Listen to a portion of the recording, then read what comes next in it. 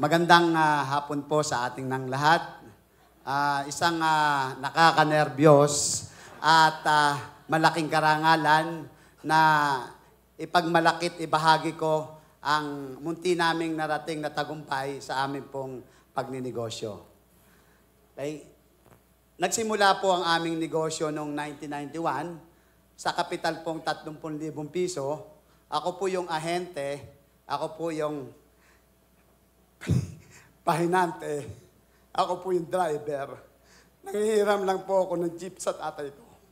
Pasensya na po at sa kagalakan kong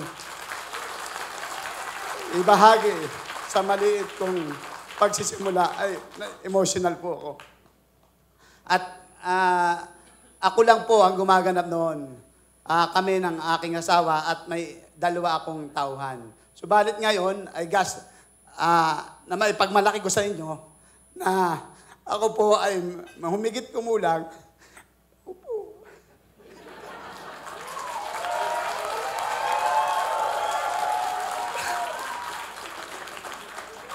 May 250 ng empleyado, humigit kumulang.